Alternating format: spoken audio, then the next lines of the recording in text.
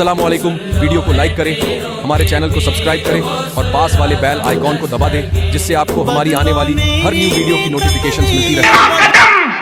हर वली की गर्दन पे सबने झुका दिया।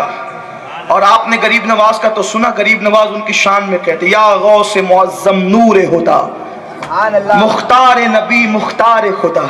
अरे जिसकी मनकबत गरीब नवाज पढ़े, जिसकी मनकबत, यारो मुरीदों से मनकबत पढ़वाना आसान है, मेरा गौस वो है जो गरीब नवाज से अपनी मनकबत पढ़वा रहा है। सुभान अल्लाह, सुभान अल्लाह। या गौस मुअज्जम नूर हुदा। और सुन लो, हिंदुस्तान का हर वली लायक ताज़ीम है, लेकिन हिंदुस्तान का कोई वली गरीब नवाज से बड़ा नहीं है। इसलिए लोग अगर मेरे गौस से किसी को बढ़ाना चाहते तो बढ़ा नहीं सकते, क्योंकि जो हिंद का सुल्तान है वो अपनी गर्दन मेरे गौस के आगे झुका रहे हैं, मनकबत पढ़ रहे हैं। या गौस मुअज्जम नूर हुदा मुख्तार नबी मुख्तार खुदा सुल्तान दो आलम कुतुब उला। मेरे गौस को गरीब नवाज ने कहा सुल्तान दो आलम, दोनों आलम का सुल्तान, कुतुब उला, हैरात जलालत अर्द समा। मेरा गौस वो है जिसकी अजमत को देखकर जमीन और आसमान हैरान है। और गौस को गौस किसने कहा? गरीब नवाज। या गौस मुअज्जम नूर हुदा, सुभान अल्लाह। ये मेरे गौस की शान है। अरे जिसकी अजमत के डंके गरीब नवाज बजाते हैं वो गौस कैसा है? इसीलिए उनके दामन से जुड़ जाओ, उनके दामन से वाबस्ता हो जाओ। तो आपने जब कहा कि मेरा कदम हर वली की गर्दन पे, सबने झुका दी। एक साहब थे, उनके मुरीद बहुत ज्यादा थे। उन तक जब निदा पहुंची तो उन्होंने कहा, हूं वो भी वली मैं भी वली, मैं उनके लिए गर्दन झुका दूंगा, उनके लिए गर्दन खम करूंगा। अरे गरीब नवाज ने पेशानी जमीन पे रखी तो हिंदुस्तान के बादशाह बना दिए गए, हिंदुस्तान के वलियों के सुल्तान बना दिए गए। ख्वाजा हिंद वो दरबार है आला तेरा, कभी महरूम नहीं मांगने वाला तेरा, वो हिंद का सुल्तान बन गया। अरे कोई वजीर आजम आएगा बदलता रहेगा, लेकिन मेरे ख्वाजा की हुकूमत खत्म नहीं हो सकती। बेशक, सुभान अल्लाह। हुकूमत वक्त याद रखे, यहाँ तो कल दूसरा रहेगा। जमीन हिंदुस्तान का राजा हमारा ख्वाजा सदा रहेगा। इसलिए एक अंग्रेज मुफक्किर ने कहा, मैं हिंदुस्तान में एक कब्र को हुकूमत करते हुए देख रहा हूं, वो मोइनुद्दीन की कब्र है जो हिंद पर हुकूमत करती है। सुभान अल्लाह, सुभान अल्लाह। अपनी गुफ्तगू समेट रहा हूं, इख्तिताम की तरफ जा रहा हूं। तो जिसने गर्दन झुकाई उसको दुआ दी, हिंद का बादशाह बना दिया। और जिसने कहा मैं गर्दन झुकाऊं उनके लिए, मेरे गौस के जबान से निकल गया, जिसने मेरा कदम अपनी गर्दन पर नहीं लिया, जिसने मेरे लिए गर्दन नहीं झुकाई, उसकी गर्दन पर सूअर का कदम। अब आप टेंशन में नहीं आ जाएंगे कि मैंने सूअर का नाम ले लिया तो 40 दिन खाना हराम हो गया। लोगों के अंदर मशहूर है ना, सूअर का नाम ले लो तो 40 दिन खाना हराम। तो ऐसा नहीं है भाइयों, ये सब गलत सलत मसले मत फैलाया करो, इल्म सीखो। हर अर्ज ये कर रहा था जब उस शख्स ने कह दिया जो वाकई वली कहलाते थे, उन्होंने कहा मैं अब्दुल कादिर का कदम अपनी गर्दन पर नहीं लूंगा, तो मेरे गौस की जबान से निकला कि जिसने मेरा कदम नहीं लिया उसकी गर्दन पर सूअर का कदम होगा।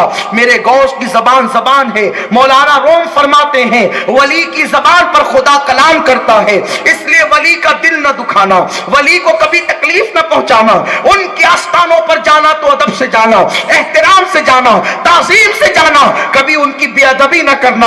अल्लाह अकबर। मेरे गौस ने कहा जिसने मेरा कदम नहीं लिया उसकी गर्दन पर सूअर का कदम।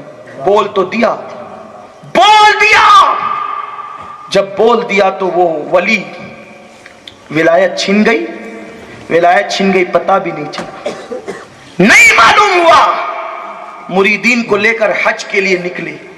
जब हज के इरादे से निकले, 500 मुरीदीन आगे पीछे, ऐसी शान से वो हज के लिए निकले। जब निकले तो खैमा लगता, बड़ी इबादतें की जाती, दुआएं की जाती और काफिला आगे बढ़ता। चूंकि अब गौस का फैजान साथ न था, अब मकाम विलायत नहीं था,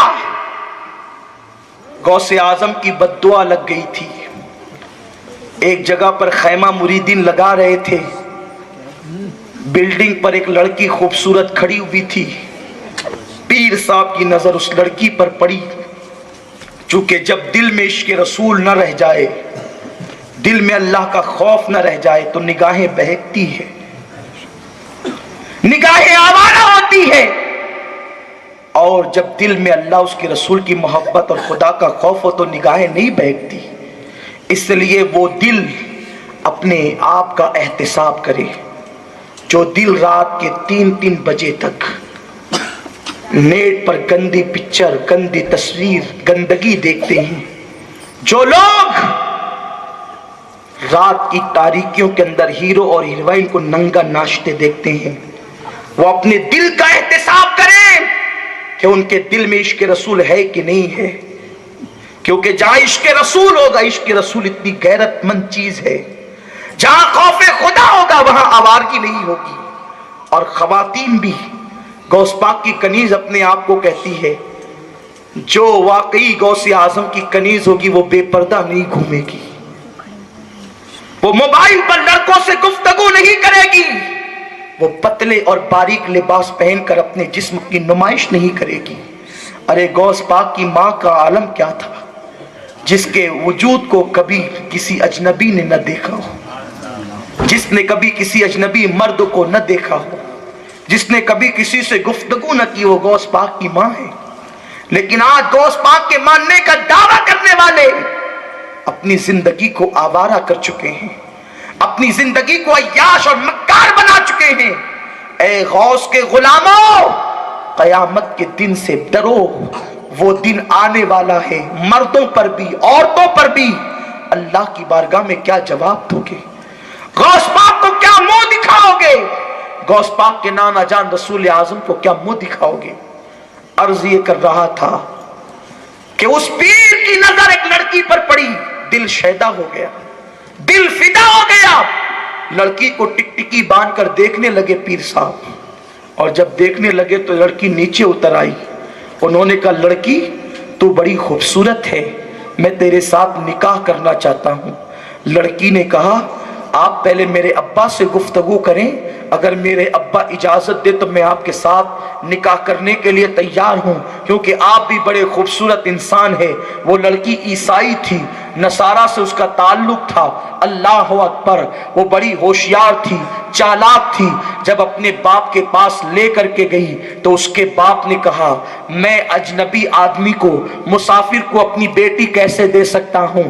آپ پتہ نہیں کون ہے, میں پہلے آپ کو جانچوں گا, پہلے آپ کو پرکھوں گا, اس کے بعد پھر تمہیں اپنی بیٹی دوں گا, اور تاکہ تم میری بیٹی کو دھوکہ نہ دے سکو. اس شخص نے کہا, آپ کیسے مجھے جانچیں گے, آپ کیسے مجھے پرکھیں گے؟ تو اس وقت اس شخص نے کہا, وہ بہت بڑا مالدار تھا, اس نے کہا کہ ہم لوگ عیسائی ہیں معاذ اللہ, اور ان کے یہاں سور کو مقدس سمجھا جاتا تھا. تو اس نے کہا, میری بیٹی دن بھر سور چرانے جاتی ہے, اس لیے اس کے ساتھ پہلے تمہیں سور چرانے جانا پڑے گا, اور میں تمہیں دیکھوں گا تم یہ کام صحیح سے کرتے ہو کہ نہیں. وہ شخص تیار ہو گیا, ٹھیک ہے میں سور چرانے کے لیے تیار ہوں. یاد رکھو, یہ برے دن یوں ہی نہیں آتے, لوگ ولیوں کی شان میں جو منہ میں آتا ہے بک دیتے ہیں, اور جب برے دن آتے ہیں تو ان کو پتا بھی نہیں چلتا کہ یہ مار کیوں پڑ رہی ہے, اللہ کی سزا کیوں پڑ رہی ہے. یاد رکھنا, یہ برے دن یوں ہی نہیں آتے, یہ ذلت کے دن یوں ہی نہیں آتے.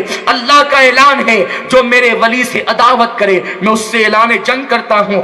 ملیر میں رہنے والوں, دھلیا مالے گاؤں اور جلگاہ والوں سے رشتہ داریاں کر کے اب تم بھی کہنے لگے ہو کہ 11ویں میں کیا رکھا ہے اور یہ فاتحہ کا کھانا کیوں کرتے ہیں. یاد رکھو, جب تک غریب رہتے ہیں تو غوث کو مانتے ہیں, جب مال کی چربی چڑھتی ہے تو کہتے ہیں غوث مدد نہیں کر سکتے. پھر اللہ کی لاٹھی اٹھتی ہے, خدا کی لاٹھی میں آواز نہیں ہے. یاد رکھو, مطلبی ماننے والے مت بنو. غوث وہ ہے جو دنیا میں بھی مدد کریں گے اور آخرت میں بھی مدد کریں گے, ان کا دامن کبھی مت چھوڑنا. اللہ اکبر. ارے جس پر نظر پڑ گئی, چور تھا تو ابدال بنا دیا, اور جس سے نظر پھر گئی ولی تھا تو آوارہ اور نکما ہو گیا.